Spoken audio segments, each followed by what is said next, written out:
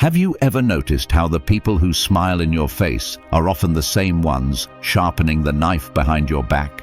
They act warm, supportive, even loyal, but their actions tell another story. They share your secrets when you're not around. They twist your words to fit their agenda. And when something finally goes wrong, they vanish. No warning, no apology, just silence and betrayal. It's like trusting a rope with hidden frays, strong enough to hold you until the moment you truly need it. Or like offering shade to someone who slowly chops down the tree they sit beneath. The damage isn't loud, it builds quietly, until one break ends everything. And when you walk away without a word, that's when they finally realize what can't be repaired. Because while they're busy pretending to be loyal, you have a choice. Fight to prove the truth, or step back and let their mask slip on its own. And when you protect your peace without confrontation, that's when the discomfort begins, for them. So how do you deal with a backstabber without shouting, without chasing, without ever confronting them directly? Stay with me, because the final truth will leave them speechless. Let's get started. Number 1. Observe in silence. Let their actions reveal themselves. Let's talk about one of the hardest things to deal with, someone who stabs you in the back while pretending to stand beside you. It could be a coworker, a friend, or even a family member. On the surface, they smile, nod, and support you. But behind closed doors, they twist your words, spread rumors, or quietly root for your failure. And when you finally see the truth, your first instinct might be to expose them, to tell everyone what they did, to call them out, to get justice. But here's the truth. You don't need to fight fire with fire. You don't need to confront them at all. You just need to watch. Because the truth is, a backstabber always reveals themselves in time. Their inconsistency, their envy, their subtle sabotage, it all catches up with them. When someone's intentions aren't pure, it leaks through their words, their choices, their energy. You don't have to rush to prove who they are. All you need to do is step back, observe in silence, and let their actions speak for themselves. This is where Stoic wisdom becomes powerful. Seneca once said, "Time discovers truth." And he was right. When someone is pretending, the truth is always a ticking clock away. If you stay still, grounded, and calm, you'll see it unfold. The people who matter will notice. Their lies will tangle. Their mask will slip. And while they're busy playing their little game, you're staying in control, quiet, composed, and untouched by their chaos. Let me share a story. A woman I know, let's call her Melissa, worked in a fast-paced design agency. She had a colleague, Dana, who always acted friendly, offering help, complimenting her work, and chatting like they were close. But behind the scenes, Dana would take Melissa's ideas and present them as her own. She would subtly discredit Melissa in meetings and act surprised when Melissa brought it up. "Oh, I didn't mean it that way." Instead of confronting her, Melissa did something smarter. She stopped oversharing, stopped trusting, and started watching. Over the next few months, she documented everything: email timestamps, project changes, and even little things Dana would say. Eventually, when their manager started noticing inconsistencies, Melissa calmly presented the facts. No drama, no accusations, just clarity. Dana's reputation began to unravel without Melissa ever raising her voice. So how do you handle backstabbers without confronting them? First, don't react emotionally. That's what they want. They want you flustered, off balance, desperate to prove them wrong. Second, stop giving them access. Backstabbers feed off information. Don't give them any. And third, let time do the work. Watch closely. Take mental notes. Trust that truth has a way of rising. At the end of the day, someone who plays dirty will eventually slip. You don't need revenge. You don't need a scene. You just need patience.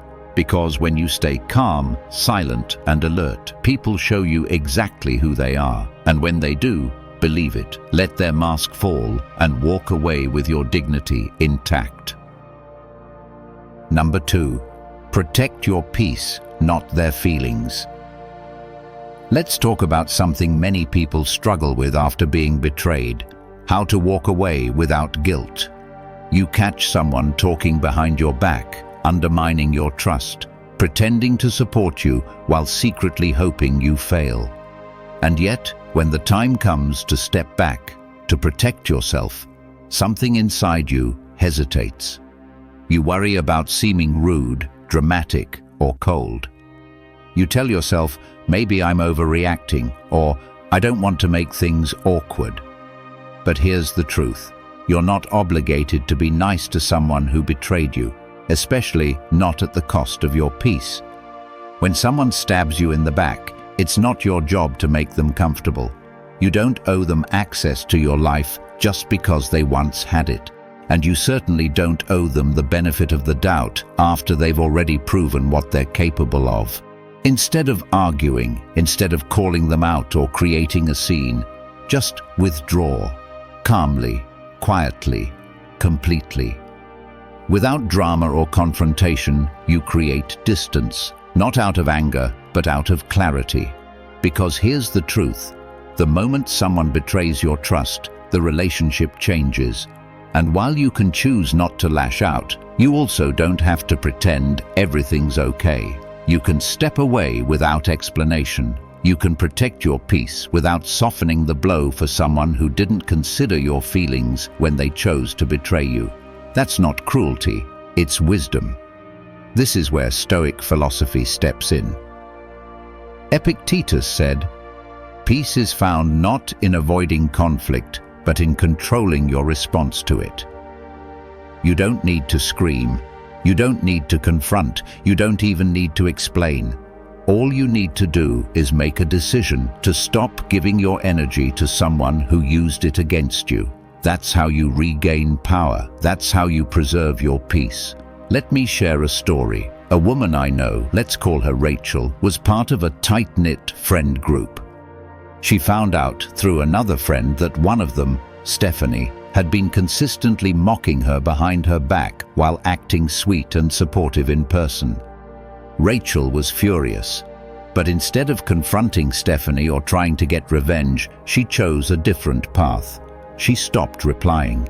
She stopped initiating plans. She slowly stepped back. No drama, no message, just silence. At first, Stephanie played innocent, trying to reach out, asking if something was wrong. But Rachel didn't explain herself. She didn't need to. The message was clear. Betrayal has consequences, even if they're silent. So how do you handle someone who's betrayed you without confrontation? First, recognize that your peace matters more than their comfort. Second, stop engaging, emotionally, mentally, or socially. Third, remind yourself you're not leaving to punish them, you're leaving to protect yourself.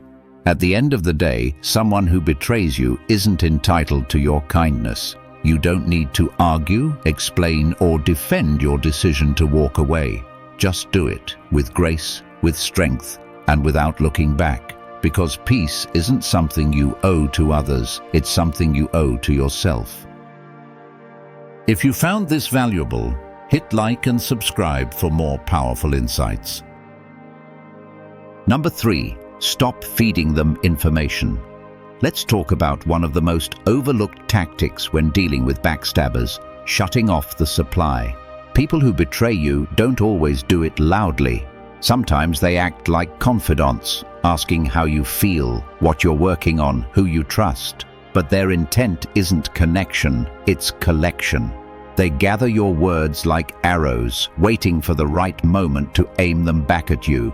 So, if you want to handle a backstabber without confrontation, here's your most powerful move: stop feeding them information. You don't have to make an announcement. You don't have to tell them you're cutting them off. Just do it, bit by bit. Keep things surface level. Keep things short. They ask, "What's going on?" "Just busy?" They press for details? Figuring it out. You shift the dynamic not by lashing out, but by going quiet. Because silence is your shield. The less they know, the less they can twist. Here's the truth. When someone shows you, they'll use your vulnerability as ammunition. It's not pettiness to create distance, it's self-respect. Think about it. Would you hand your house keys to someone who already tried breaking in? Of course not. So why keep sharing pieces of your life with someone who's already proven they'll mishandle them? Boundaries aren't bitterness, they're protection. And with backstabbers, your silence speaks louder than confrontation ever could. Stoic wisdom reinforces this approach. Marcus Aurelius, in essence, taught us this: never share with someone who sees your vulnerability as ammunition. A Stoic doesn't just protect their peace, they also protect their mind, and that means recognizing who's safe to open up to and who's not. When someone has shown they twist your words or betray your trust, pulling back is not a sign of weakness. It's the purest form of clarity. Let me share a story. A man I know, let's call him Ethan, was friendly with a guy named Brandon at work. They'd talk during lunch, text outside of work, and share ideas. But over time, Ethan noticed something strange.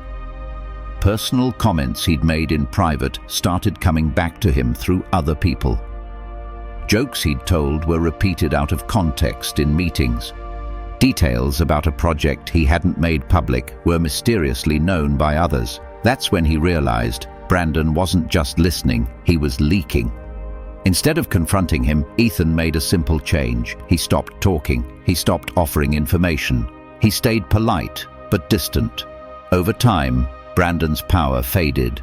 There was nothing left for him to manipulate. So how do you handle backstabbers without drama? You starve them of what they crave, access. You don't lash out. You don't give warnings. You just go quiet. You speak less, share less, trust less. Not because you're bitter, but because you've learned. At the end of the day, silence isn't weakness, it's wisdom. And the moment you stop feeding a backstabber your words, they lose the weapon they were counting on. Let your stillness be your strategy. Let your distance be your defense. Number 4, let their guilt do the talking. Let's talk about a truth most people never consider: how silence can be the most punishing response of all. When someone betrays you, they usually expect one of two things: an explosion or a confrontation. They brace for the text, the accusation, the fight. And if you give it to them, it confirms their role as the victim of your anger.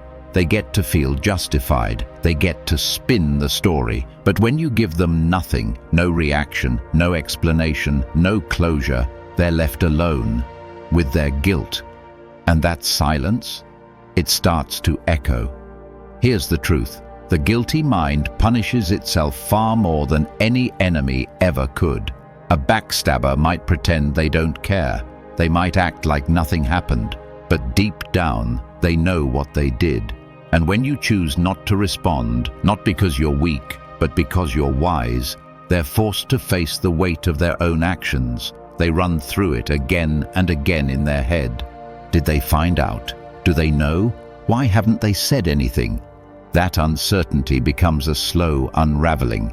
They expected a fight. What they didn't expect was your silence. This is exactly what Stoic wisdom prepares us for.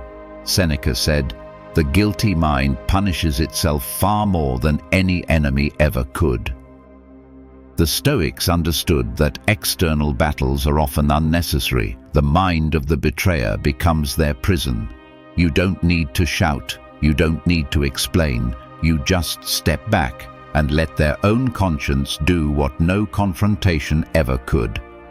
Let me share a story. A woman I know, let's call her Megan, shared a deep personal struggle with someone she trusted, a co-worker named Lisa. It was something she'd never told anyone. A few weeks later, bits and pieces of that story started circulating in their office. Megan knew exactly where it came from. She could have confronted Lisa, could have sent a message or caused a scene, but she didn't. She simply went quiet. No cold shoulder, no anger, just stillness. She stopped engaging, stopped responding to small talk, and never gave Lisa the chance to defend or deny. A few months later, Megan received a long apology email. Lisa wrote that the silence had eaten away at her, that not being confronted was worse than being yelled at, that the guilt made her avoid her own reflection. Megan never replied, because in that silence, Lisa learned more than any words could have taught her. So how do you handle a backstabber without lifting a finger? You let them hear themselves. You let them wonder. You let them feel the discomfort of their own conscience echoing in the space you used to fill. No closure, no conflict, just the void they created. At the end of the day, your silence isn't avoidance, it's power. You walk away without a word, and their guilt walks with them. And that's a weight far heavier than any confrontation could ever bring. If you've watched the video this far, don't forget to leave a comment with a thank God and give it a like if you enjoyed the content. Your support means a lot and motivates me to keep creating more interesting videos. I hope you find inspiration in them and that we continue learning together. Thank you for your support. Number 5. Reinforce your boundaries without explanation. Let's talk about something most people are never taught: how to walk away without needing to defend yourself. When someone betrays you, the world expects a scene. They expect a dramatic falling out, a confrontation, or at least an explanation. But the truth is, when someone crosses your line, you don't owe them a roadmap back into your trust. You don't need to explain why you stopped calling, why you're no longer close, or why your energy shifted. Your distance, your silence, and your composure say everything. Boundaries don't always need to be spoken. Sometimes they are simply felt. When you quietly close a door without slamming it, you're making a statement that echoes louder than any argument. And here's what that statement says: I saw what you did. I felt the shift, and I'm not giving you another chance to repeat it. No theatrics, no revenge, just a silent withdrawal. That's real power. This is where Stoic thinking becomes essential. Marcus Aurelius said, "If it is not right, do not do it. If it is not true, do not say it." When someone shows you through their actions that they cannot be trusted, why would you continue sharing space, time, or words with them?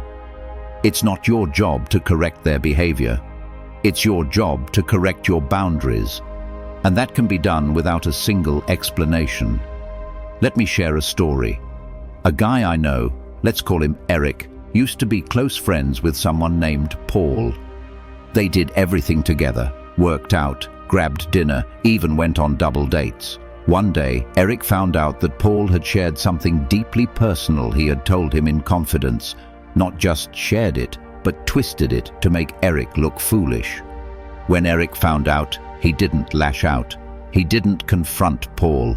He didn't even say a word. He just stopped engaging.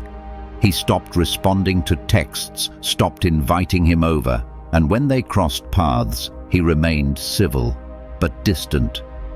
Paul kept trying to ask what was wrong, sent messages trying to talk things out. But Eric never replied. Because for him, the moment trust was broken, the dynamic had already changed. And explaining that to Paul would have only reopened wounds that needed to stay closed. So, how do you reinforce boundaries without explanation? First, trust your own experience. If something felt off, it was. Second, don't give someone who crossed your line a platform to justify it. And third, remember that the strongest boundary doesn't come from anger. It comes from absence. At the end of the day, you don't need to explain why you're done. You don't need to convince them they were wrong. Your energy speaks louder than your words ever could. Protect your space, guard your peace, and let your distance be the clearest boundary of all. Number 6. Grow so much they become irrelevant. Let's talk about the most powerful, most overlooked way to handle someone who's wronged you. Evolve so far beyond them that they can't reach you, even if they tried. Because while some people obsess over revenge or confrontation, the Stoic chooses another path. One where you rise, not in anger, not in spite, but in purpose. One where your growth becomes so undeniable, so steady, so rooted in self-respect that their betrayal becomes irrelevant. You see, backstabbers count on your reaction. They expect you to sink into the pain, to stall in the confusion, to get lost in the storm they created. That's the power they think they hold, that they can shake your world with a few words behind your back or a hidden act of sabotage. But here's what they never expect: that instead of retaliating, you rise, you focus, you evolve. You get so locked in on your own progress that their drama feels microscopic compared to your momentum. Seneca once said, "Rise above, so even your enemies must look up to see you." That's the Stoic revenge, not retaliation, but transformation. It's when you become so whole, so confident, so clear about who you are that their games bounce right off you. It's when their betrayal is no longer a wound, it's a catalyst. Let me tell you about someone. His name was Brian. In his early 30s, he had a close friend and business partner named Tyler. They shared ideas, vision, and trust, or so he thought. Without warning, Tyler took their shared designs, pitched them solo to investors, and cut Brian out of a deal they'd worked on for months. It was a brutal betrayal. Brian was crushed. But instead of fighting back or spiraling in resentment, Brian made a different choice. He took everything he'd learned and started again. New people, new strategy, new goals. He spent 2 years working in silence, rebuilding not just his business, but his sense of self. And when he finally re-emerged, he didn't just catch up. He surpassed every milestone they'd once planned together. Today, Tyler watches from a distance. No words exchanged, no explanations given. Just growth so loud it drowns out every lie. So how do you handle a backstabber without confronting them? You grow. Quietly, relentlessly, intentionally. You make peace your goal. You make focus your weapon. And in time, you build a life where their betrayal can't even reach. Because at the end of the day, the best revenge isn't making them hurt. It's becoming someone so whole that their absence feels like nothing. So rise, expand, outgrow the noise, and let your life become the loudest thing they never expected to hear. Number 7. Don't let them steal your character. Let's talk about the part of betrayal most people never see. The part where it tempts you to become someone you're not. When someone backstabs you, when they twist your words, gossip behind your back, or undermine you when you're not looking, it stings, it rattles you, and before you even realize it, a dangerous thought creeps in. Maybe I should do the same to them. That's how it starts. A slow erosion of your own values disguised as self-defense. But here's what the Stoics knew. The real damage of betrayal isn't in what they do to you. It's in what they might provoke you to do to yourself. Marcus Aurelius said, "You have power over your mind, not outside events. Realize this, and you will find strength." And that's where your focus has to stay, not on what they're saying, not on what they did, but on your response.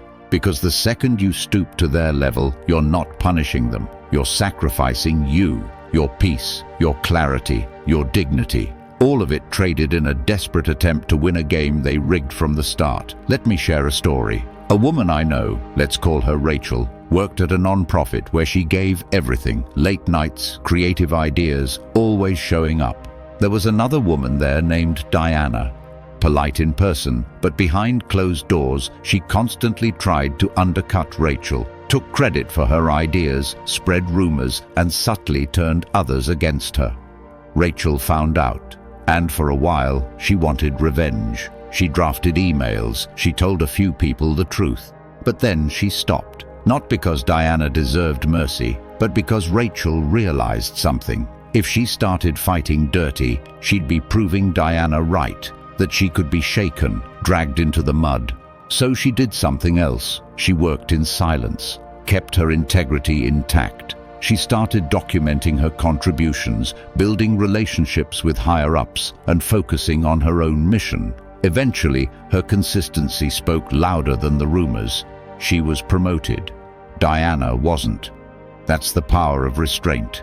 The strength to say, I will not mirror the very behavior that wounded me. Because if they steal your peace and your character, they win twice. But if you stay grounded, if you protect your dignity above all else, you don't just survive the betrayal, you transcend it. So, how do you handle a backstabber without confrontation? You stop feeding the fire, you hold your tongue, you move with intention, and you let your composure be the loudest message they ever receive. At the end of the day, your character is your legacy. Don't let anyone write it for you. If you found this valuable, hit like and subscribe for more powerful insights.